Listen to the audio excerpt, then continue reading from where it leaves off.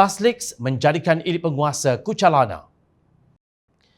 Pejabat Ketua Pendaftar Mahkamah Persekutuan PKPMP dalam kenyataan menyatakan Ketua Hakim Negara Tun Tengku Maimun Tuan Mat tidak pernah berkomunikasi dengan atau dihubungi oleh mana-mana pemimpin politik berhubung dengan kes-kes mahkamah yang membabitkan bekas Perdana Menteri Datuk Seri Najib Razak dan Presiden UMNO Datuk Seri Dr. Ahmad Zahid Hamidi. Sehubungan itu, satu laporan polis telah dibuat oleh pejabat ini menafikan tuduhan-tuduhan wujudnya konspirasi, pakatan sulit atau pakatan haram antara pemimpin politik dan Ketua Hakim Negara menurut kenyataan itu.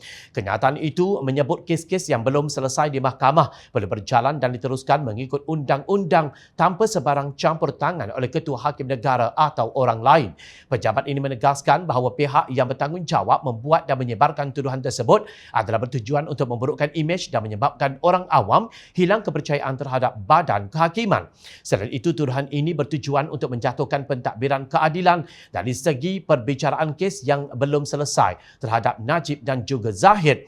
Badan Kehakiman sudah menafikan kandungan dokumen perisikan PAS yang kini bocor dan dipanggil sebagai PASLIX. Tetapi anehnya UMNO pula yang kucalana, seolah-olah menganggap bahawa kandungan dokumen PAS itu benar. Ahmad Zahid dilihat berang dengan kenyataan Ketua UMNO bahagian Ketirih Tan Sri Anwar Musa yang menyifatkan dokumen PASLIX yang mengandungi perancangan sulit untuk menjatuhkan pemimpin UMNO itu bukan sesuatu yang luar biasa dan tidak perlu diperbesarkan. Apakah kandungan PASLIX dianggap bukan luar biasa? Tepuk dada tanya selera, kata Ahmad Zahid dalam kenyataan. Beliau mengingatkan bahawa ahli parti setia akan sentiasa berwaspada setiap kenyataan, setiap langkah, pendirian dan tindak tanduk pemimpin parti yang menentang UMNO. Sudahlah dituduh tidak setia, Anwar juga dikatakan tidak bijak. Jangan mudah terpedaya. Ahli parti yang setia akan memastikan keutamaan parti sendiri adalah nombor satu, manakala kepedulian parti luar lebih-lebih lagi yang telah mengkhianati muafakat parti tidak wajar diberikan tempat dalam keutamaan parti.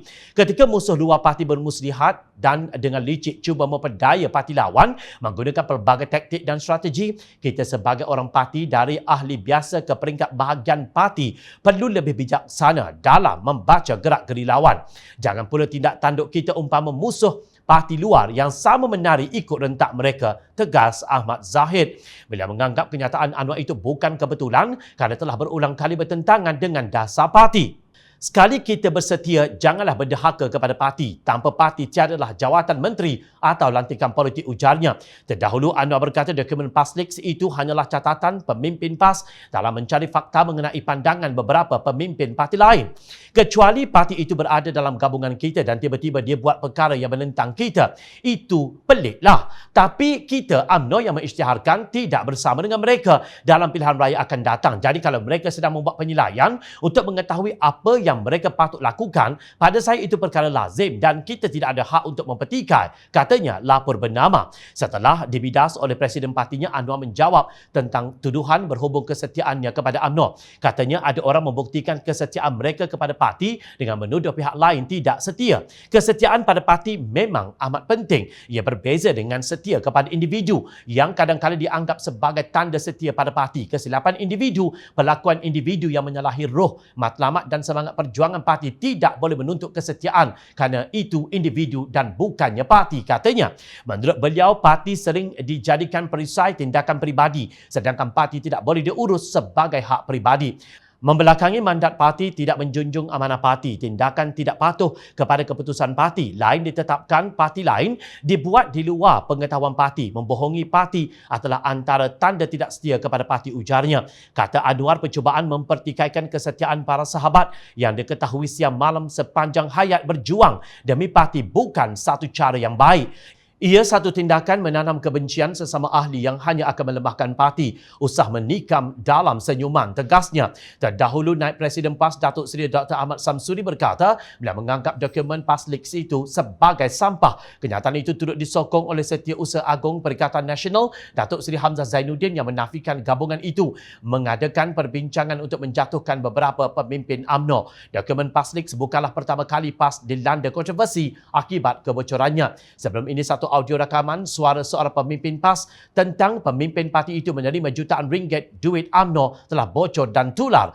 Pemimpin PAS menafikannya. Tetapi selepas itu, Ahli Parlimen Bacok Nik Muhammad Abduh Nik Aziz mengaku bahawa itu suara beliau dan mengecam pihak yang membocorkannya. Pada 12 Februari 2019 pula, Setiausaha Agung PAS Datuk Seri Taqiyuddin Hassan mengaku bahawa rakaman audio tersebut adalah suara milik Nik Abduh. Kerana itu tidak hairan jika pemimpin tertinggi UMNO sukar untuk mempercayai parti itu lagi.